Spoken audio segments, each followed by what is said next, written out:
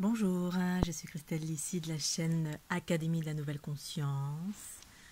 Au saut du lit, il est 8h30, nous sommes le 8 mai. Ah, on est le 8 mai. Alors, je vais vous faire une petite vidéo aujourd'hui sur l'autonomie, mais l'aide aussi, pour que ce soit équilibré. Par rapport à la précédente vidéo qui disait quels sont les comportements qui nous mènent vers l'autonomie. Alors, il y a l'aspect je souhaite être autonome autant que possible. Pour moi, autonomie égale unité. Mais il y a des moments dans la vie, on a besoin d'aide. Donc le pendant opposé, c'est effectivement ne jamais demander d'aide. Donc on peut tomber dans ce travers-là, dans cet extrême-là, parce que en fait tout est une histoire d'équilibre. On peut, c'est pas manger trop, pas manger pas assez, être dans l'équilibre de son être. Et donc, parfois dans la vie, on a besoin d'aide, et ce qui est important, c'est de pouvoir, quand on est dans une quête d'autonomie, tout le temps faire les choses seul, et puis à un moment donné, avoir la sagesse, suffisamment de sagesse en soi pour demander de l'aide. Ou alors tout simplement, donc là je vais vous parler de l'aide, tout simplement l'aide peut surgir de façon naturelle à travers des notions d'abandon. Alors comme d'habitude, je vais vous parler de mes expériences.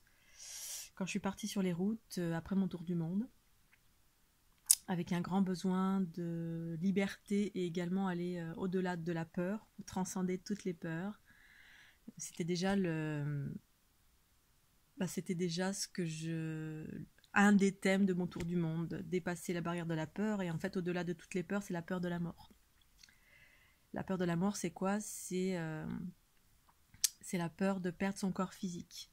Parce que pour un être humain, la mort, c'est le corps physique. Quand on passe dans son aspect au-delà de l'humain, c'est-à-dire l'aspect cosmique, la conscience, justement, on prend conscience qu'au-delà du corps physique, on est éternel. Il y a un autre corps qui s'appelle le corps unitaire, la fleur de l'unité, pour moi. Donc après mon tour du monde, j'ai continué mes initiations, parce que ça a été que ça, initiation sur initiation, via les expériences, via l'écoute de ce que me disaient mes intuitions, mes envies de partir. Et donc je suis partie sur les routes avec rien du tout, un sac à dos, pendant 1 mois ou 3 mois, je sais plus, 1 mois ou 2, je sais plus. Au mois de mai, je suis d'abord partie en Sardaigne, et ensuite après la Sardaigne, hop, sac à dos, à l'aventure pour écouter. Il y avait un fort rappel pour écouter ce qui m'appelait, être à l'écoute à chaque instant, aller là, et je suis partie en autostop. Voilà, j'avais eu une envie de partir avec une roulotte et des chevaux, etc. Puis finalement, c'est fait, non pas à pied, mais en autostop, parce que ce besoin de partir correspondait à écouter ma guidance, qui en fait m'emmenait toujours dans des endroits pour me reconnecter à moi-même et en même temps reconnecter des lieux. C'est comme ça que j'ai su, au fur et à mesure, entre le tour du monde et partir sur les routes dans l'abandon le plus total et dépasser les peurs. Mais bon, j'avais pas peur en fait. Je me suis expérimentée. Enfin, j'avais quelques appréhensions quand même. Mais j'ai expérimenté dès le début la notion de faire de l'autostop. Donc à 40 ans, j'ai commencé à faire de l'autostop. J'en avais fait un petit peu quand j'avais 12-13 ans pour me déplacer avec mon meilleur ami. Quand on est jeune, on habite à la campagne et voilà, mais entre-temps, je n'avais plus refait. Et donc, je me suis réhabituée pour voir si ça fonctionnait, parce que l'autostop, c'est un mode de transport qui a disparu, alors que dans les années 69, c'était courant, tout le monde voyageait en autostop, on s'entraidait, on prenait un bus qui nous amenait, on faisait Paris-Pékin, c'était l'ère de l'aventure et du voyage autorisé sous toutes ses formes, en vélo, en zipline, en montgolfière. Donc je pars sur les routes, et puis très rapidement, j'ai vu que ça fonctionnait, et puis j'étais dans un état de confiance très rapidement, d'abandon, une immense joie de liberté, le fait de partir comme ça à l'aventure sans vraiment savoir sur l'instant. Puis après je me disais, tiens là, je vais aller là, ça m'appelle par là, je sens d'aller par là, mais d'être comme ça, juste avec un sac à dos, rien, la liberté totale, pas d'horaire, rien, c'était juste C'était une jouissance intérieure, une excitation, un sentiment de liberté extrême que de pouvoir faire ça, sans horaire, sans contrainte, la possibilité d'aller où je veux, quand je veux. Il suffit de tendre sa main, son pouce, et c'est magique, une voiture s'arrête. Waouh. Et là, dans ce contexte, eh bien, alors je sais plus si c'était la période où j'avais une tente, je crois que j'avais pris une tente quand même. Dans ce contexte-là, de confiance, de liberté, de joie extrême, eh bien, j'ai rencontré que des belles personnes. Que des belles personnes qui étaient intriguées de voir une femme sur le bord de la route, toute seule. Parfois, j'étais sous des trompes d'eau. Et puis, au fur et à mesure, je me débrouillais, et puis j'élaborais des techniques. Donc, au début, c'était le stop, puis le pouce, puis des fois, je me disais, mais quand même, ce serait sympa si j'avais un petit panneau qui disait, tiens, je veux aller là ou là. Donc, j'élaborais des techniques. Et au fur et à mesure, je m'adaptais. Et puis, je rencontrais que des belles personnes qui me racontaient leur vie, qui me racontaient leurs expériences, et surtout qui étaient très désireuses de me connaître parce que ça les subjuguait de voir une nana toute seule, une petite nénette toute seule, habillée en rose, faire de l'autostop. Et évidemment, ça permettait aux autres de transcender leur propre peur et puis de remettre à niveau leur croyance de une femme qui fait du stop, elle va se faire agresser, elle va se faire violer automatiquement. Bref, l'apologie de la peur, tout le temps. Et quand je quittais les personnes, du coup, elles étaient davantage dans la confiance, la joie, parce que j'avais la banane, je leur expliquais mon point de vue.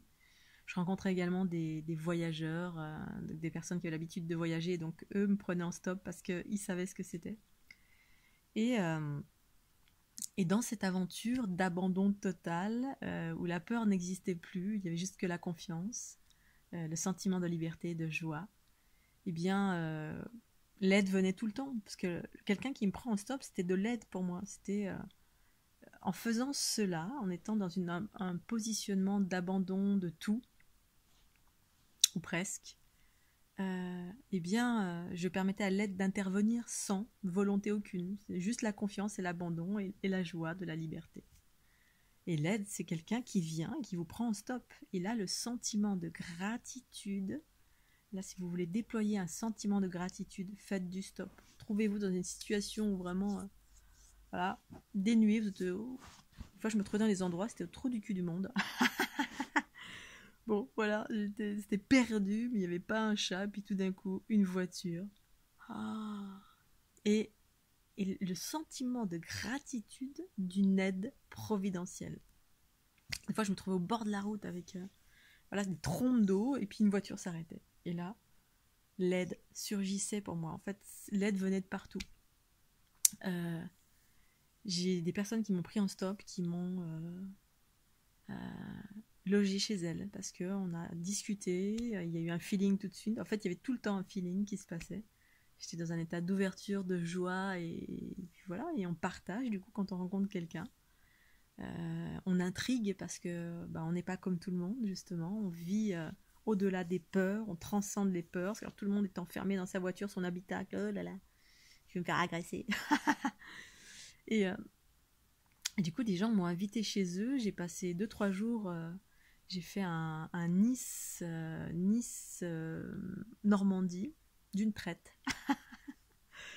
Je suis arrivée de la Sardaigne. J'ai pris le train pour aller jusqu'à Nice. Puis à Nice, je savais pas trop quoi faire. Je me retrouvais en pleine ville. Et hop, tout d'un coup, ça me dit, hop, faut aller là. Et je me suis retrouvée à faire un trajet. La personne m'a invitée chez elle.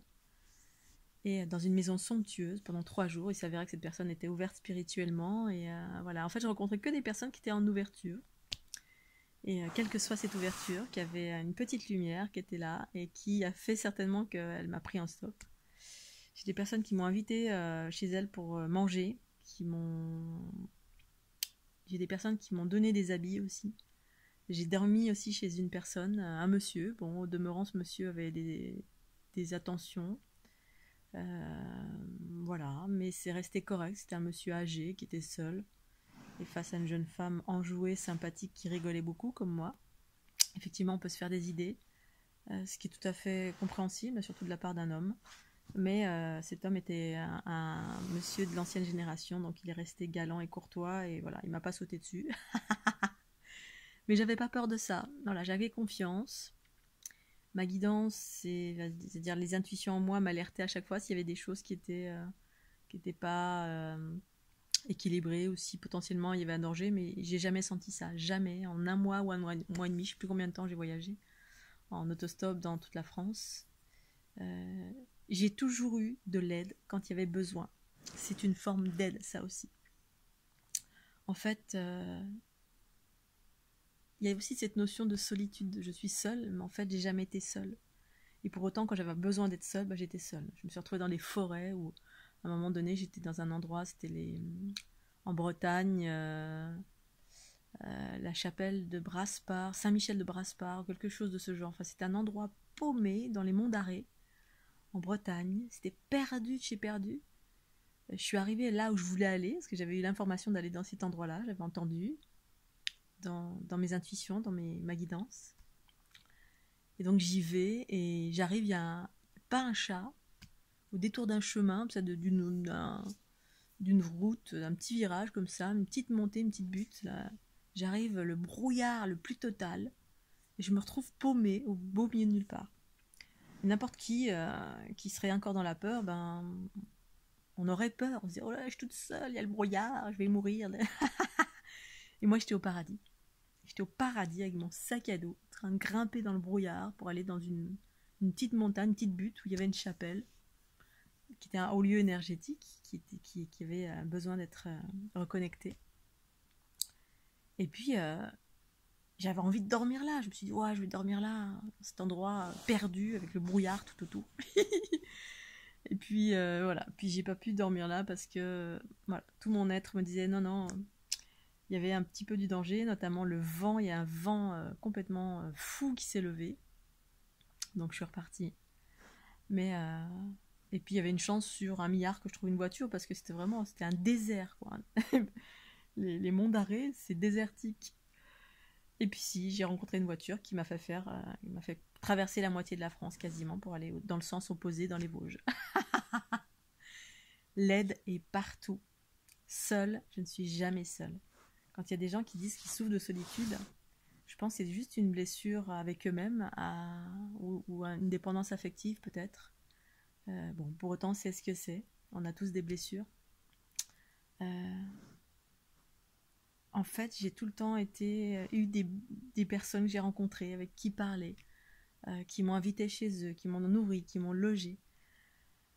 Des rencontres extraordinaires, tout ça parce que j'étais dans la confiance, l'abandon, j'ai dépassé la peur de la mort. Je dis pas que j'ai plus peur de la mort, mais à cette époque, oui, j'ai dépassé ça parce que c'était le thème de mon tour du monde.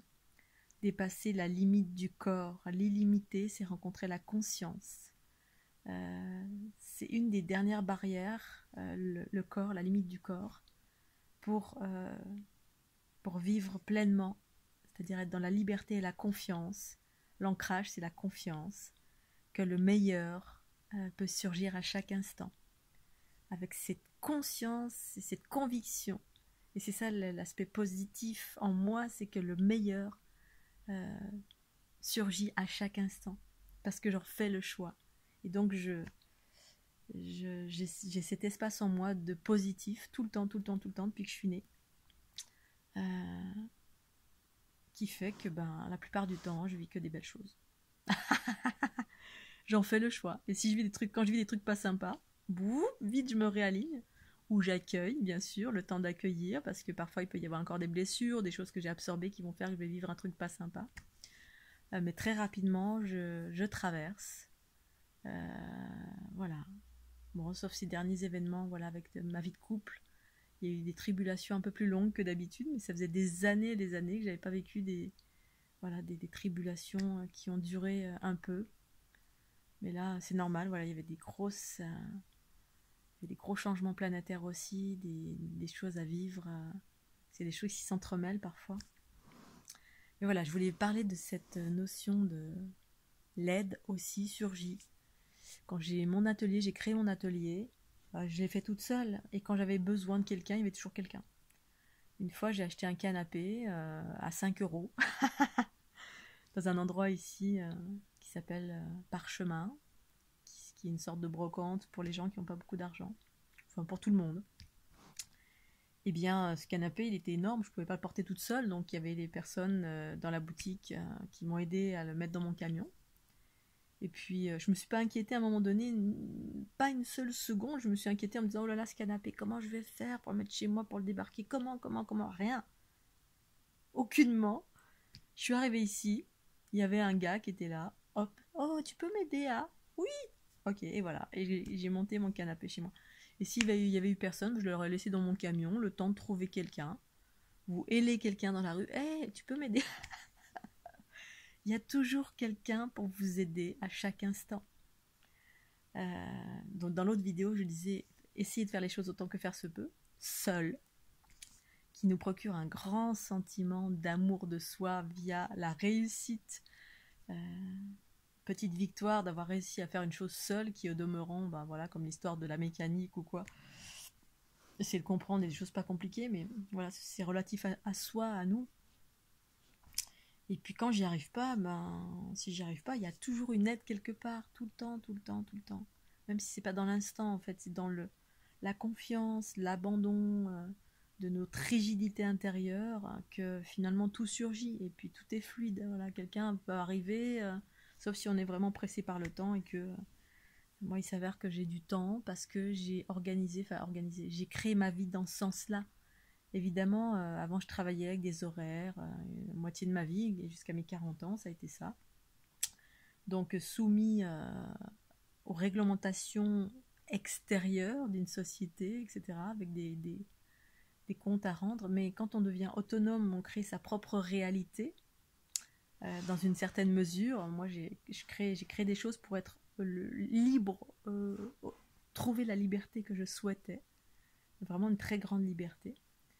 Et bien effectivement, ça permet au quotidien d'être davantage soi-même. C'est aller vers plus de soi-même. C'est-à-dire, il n'y a plus rien d'extérieur qui va venir me modeler parce qu'il y a des obligations. Payer les factures, payer le loyer, payer la taxe foncière, payer l'assurance, payer le... Voilà, quand on est débordé de plein de choses, eh bien, plus on rentre dans la société, plus on a une consommation, plus on est obligé bien d'avoir une rentrée d'argent importante qui nous rend esclaves d'une certaine façon, de choses qu'on n'a pas envie de faire au quotidien. Moi, s'il y a des choses où je me réveille le matin, je dis j'ai pas envie de faire ça, je fais pas. Pour autant, voilà, je crée ma réalité au quotidien qui me fait plaisir, mon activité qui me permet de gagner de l'argent, subvenir à mes besoins, mais mes besoins sont vraiment très faibles. Et pour autant, j'ai une richesse à travers l'abondance, c'est-à-dire à travers la liberté de mon quotidien, de faire exactement ce que je veux quand je veux. Voilà, faire du roller, du tennis, du bateau, de l'escalade. Quand il fait beau, je décide de profiter de ma journée. Je fais tout pour être le plus libre possible et faire tout ce que je veux autant que faire se peut. Et dans ce contexte, voilà, pour reparler de l'aide peut surgir, c'est une question d'équilibre. Autant que faire se peut, je fais les choses seule parce que c'est ma vibration, c'est mes réussites, ça amène vers l'amour de soi. Et puis quand j'ai besoin d'aide, c'est là, ça vient. L'aide est partout. Voilà, c'est ça, l'aide est partout. Allez, je vous fais des bisous, je parle doucement parce qu'il est tôt et que j'ai une voisine avec un petit enfant, donc mettez vos écouteurs si c'est pas assez fort. Je vous embrasse fort, pensez au petit pouce bleu, bye bye.